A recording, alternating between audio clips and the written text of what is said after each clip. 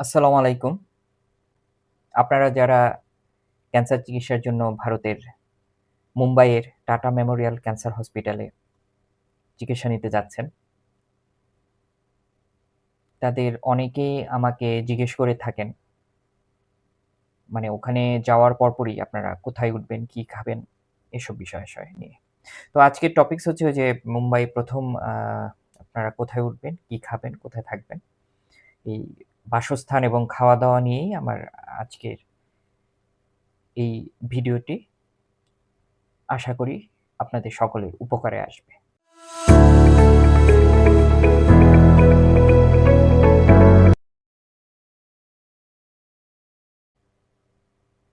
একটা সময় ছিল যখন অনেকেই ট্রেন ভ্রমণটাকে স্বাচ্ছন্দ্য বোধ করতেন এবং কলকাতা থেকে ট্রেনে মুম্বাই পৌঁছাতেন। বিমান ভাড়ার তুলনায় রেলের ভাড়া তেমন সাশ্রয়ী না হওয়ায় আমরা অনেকেই বেশিরভাগই অ্যা বিমানটাকেই প্রায়োরিটি দিয়ে থাকি এবং বিমানে ১ম বার মুম্বাইয়ে আমাদের পা পড়ে।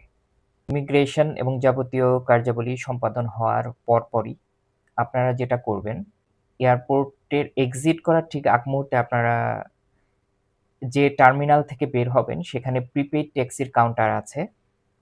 আমি একটু বলে নেই এই প্রিপেইড ট্যাক্সি বিষয়টা আমাদের বাংলাদেশীদের জন্য একটা নতুন ধারণা। এটা ভারতে অনেক আগে থেকে এটা চালু আছে। খুবই ভালো একটা সিস্টেম।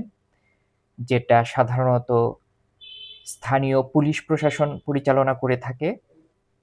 এই প্রিপেইড ট্যাক্সির মূল বিষয়টা হচ্ছে আগে আপনাকে পেমেন্ট করতে হয় এবং পরবর্তী আপনি পেমেন্ট করার পর আপনাকে ওরা একটা টোকেন দেবে। ওই টোকেনের মধ্যেই গাড়ির নাম্বার লেখা থাকবে। আপনাকে ওই গাড়িটি খুঁজে বের করে নিয়ে ড্রাইভারকে নিয়ে আপনি আপনার গন্তব্যে চলে যাবেন এবং প্রিপেইড ট্যাক্সি ভ্যারাইটিস ধরনের হয়। এসি হয়, নন এসি হয়, ছোট গাড়ি, বড় গাড়ি বিভিন্ন ধরনের হয়। এটা সাধারণত আ প্যাসেঞ্জারের সংখ্যা এবং তাদের লাগেজের সংখ্যার উপর ডিপেন্ড করে যে আপনারা কোন প্রিপেইড ট্যাক্সিটি বেছে নিবেন। আর আরেকটা স্বাধীনতা থাকবে আপনারা এসি ট্যাক্সিতে যাবেন নাকি নন এসি ট্যাক্সিতে যাবেন। আ অনেক ক্ষেত্রে মেইল ড্রাইভেন এবং ফিমেল ড্রাইভেন ২ টা অপশন থাকে যে কোন প্রিপেইড ট্যাক্সিটা আপনারা বেছে নেবেন। তো আপনারা আপনাদের পছন্দ অনুযায়ী আপনাদের লোকেশন আ ওদেরকে বলবেন কাউন্টারে। লোকেশন বলে ওরা নির্দিষ্ট একটা টাকা আপনার জন্য চার্জ করবে। ওরা পথ দেখিয়ে দিবে কিভাবে আপনাকে যেখান থেকে গাড়িটা আপনি উঠবেন সেই আম টার্মিনাল আপনাকে ওরা শো করে দেবে। মানে পথ দেখিয়ে দেবে। তো আপনারা সেই অনুযায়ী আপনারা সেখানে চলে যাবেন এবং গাড়ির নাম্বার আ যে লাইসেন্স প্লেট নাম্বার, সেই প্লেট নাম্বার অনুযায়ী গাড়িটা বেছে নেবেন। এটা 100% সিকিউরড একটা পদ্ধতি। ফার্স্ট টাইম আপনারা যারা আ আ ভারতে পৌঁছাবেন, তাদের জন্য আমি এটাই সাজেস্ট করি যে আপনারা এই সার্ভিসটা নেবেন। কারণ রাত ১২টা, ১টা, ২টা, ৩টা কোনো বিষয় না। দে দে মানে দিনের যেকোনো ভাগে আপনি 100% মানে এদের উপর নির্ভর করতে পারেন যে এরা আপনাকে কোনো প্রকার ক্ষতি করবে না। আপনাকে জায়গা মতো পৌঁছে দেবে এবং অতিরিক্ত কোনো চার্জ করবে না। তো সেই অনুযায়ী আপনারা আপনাদের গন্তব্যে চলে যাবেন। এখন আমি আ আপনারা কোথায় উঠবেন? যেহেতু টাটা মেমোরিয়াল হসপিটাল যে এরিয়ায় অবস্থিত সেটা হচ্ছে পারেল। এটা ওল্ড মুম্বাইয়ের একটি খুবই ব্যস্ততাপূর্ণ এলাকা। খুবই ঘিঞ্জি এলাকা এবং ঘনবসতিপূর্ণ। অনেকটা আমাদের পুরান ঢাকার মতো। পুরান ঢাকার সাথে তুলনা করলেও অনেকটা ভুল হবে। কারণ আ এতটা ঘিঞ্জি না যেটা আমাদের পুরান ঢাকায় হয়ে থাকে আরকি। তবে একটা পুরাতন শহরের ভাইব পাবেন আপনারা। তো এখানে জায়গার খুবই স্বল্পতা এবং আমরা একটা বাংলাদেশে যেকোনো 3 স্টার হোটেলে থাকার জন্য যে পরিমাণ পেমেন্ট করে থাকি একটা রুমের জন্য, সে পরিমাণ টাকা পেমেন্ট করেও কিন্তু আপনি একটা স্বাচ্ছন্দ্যময় জায়গা পাবেন না। যেখানে আপনি থাকতে পারবেন স্বাচ্ছন্দ্যে। তো এখন বেসিক্যালি যে ১ম বার যাওয়ার পরে আমি সবাইকে কমবেশি সাজেস্ট করি আপনারা টাটা মেমোরিয়াল হসপিটালের কাছেই পিঠে ২-১ টা হোটেল আছে সেখানে উঠে যাওয়ার জন্য। কারণ অ্যা কিছুটা কস্টলি হলেও অ্যা ওখানে ওঠার আপনার কতগুলো বেনিফিট পাবেন। মানে স্বাভাবিকভাবেই আ হোটেলগুলোর নাম উল্লেখ করছি না কারণ আ এটা আনএথিক্যাল হবে। তো কেউ যদি অ্যা নামগুলো জানতে চান সেক্ষেত্রে আমাকে নক দিতে পারেন, কমেন্ট করতে পারেন বা আমাকে নক দিতে পারেন। আমি চেষ্টা করব আপনাদেরকে আমার যতটুকু সামর্থ্য আছে আমি আপনাদেরকে সহায়তা করব তথ্য দিয়ে। তো হোটেলে প্রাথমিকভাবে আপনারা যদি উঠেন, চার্জটা এখন আমি যখন ভিডিওটা করছি ২০২৫ সাল ডিসেম্বর মাস। আমার জানা মতে double room, double AC room হোটেলে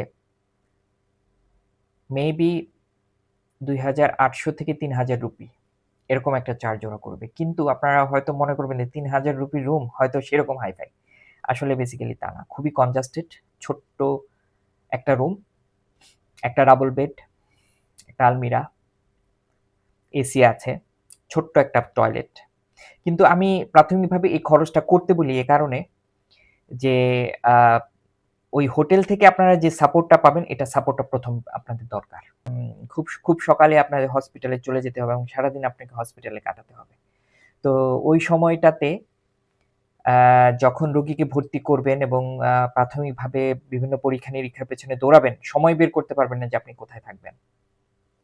তো এর এত সময় দেওয়া যাবে না। ইন দ্য মিন টাইম আপনি যদি হোটেলে উঠে যান, হোটেল কর্তৃপক্ষ আ ইন্ডিয়ান গভর্নমেন্টের রুলস অনুযায়ী আপনার আইনগত যা কাজ আছে সব করে দিবে। মানে ওদের কিছু আ আ গভর্নমেন্ট রুলস আছে যে আপনি হোটেলে উঠলেন, স্থানীয় আ সিআইডি অফিসে একটা রিপোর্ট করতে হয়। সরকারি রুলস অনুযায়ী সি ফর্ম পূরণ করতে হয়। মানে সি ফর্মটা হচ্ছে ওদের একটা নির্দিষ্ট ফর্ম, যে ফর্মে আপনি ঘোষণা দিচ্ছেন যে আপনি বোম্বে শহরে এসছেন এই পারপাসে এবং আপনি অমুক জায়গায় উঠেছেন। এটা আ মুম্বাইয়ের সিআইডি আপনার সম্বন্ধে ওরা তথ্যটা তাদের নথিভুক্ত করবে। মানে এটা একটা খুবই লিগ্যাল আ প্রসেস, মানে যেটা খুবই প্রয়োজনীয় এবং আপনি নিরাপদ থাকবেন। ওদের খাতায় আপনাদের নাম উঠে গেলে আপনি 100% নিরাপদ এবং ওই সি ফর্মের একটা কপি সবসময় আপনারা আপনাদের পকেটে রাখবেন। মানে যেকোনো জায়গায় বিপদে পড়ে গেলে আপনারা সেটা দিয়ে মানে বিপদ থেকে মুক্ত হতে পারবেন। তো এই কাজগুলো কিন্তু আপনারা সস্তা কোথাও উঠলে এই সি ফর্মের কাজটা করার জন্য আপনাকে দৌড়াদৌড়ি করতে হবে। অতিরিক্ত সময় নষ্ট হবে। তো হোটেলে যদি আপনারা ১ম দিন উঠে যান, পরবর্তী ২-১ দিনের মধ্যে রোগীকে ভর্তি করে ফেললেন। অন্যান্য পরীক্ষা-নিরীক্ষা শুরু হয়ে গেল। ইন দ্য মিন টাইম যে সময়টা ফাঁকা সময়টাতে পাবেন, এই সময়টাতে আপনি আপনার সামর্থ্য অনুযায়ী আপনার সুবিধাজনক যেকোনো জায়গায় আপনি চলে যেতে পারবেন আপনার পেশেন্টকে নিয়ে। তাহলে কি হলো?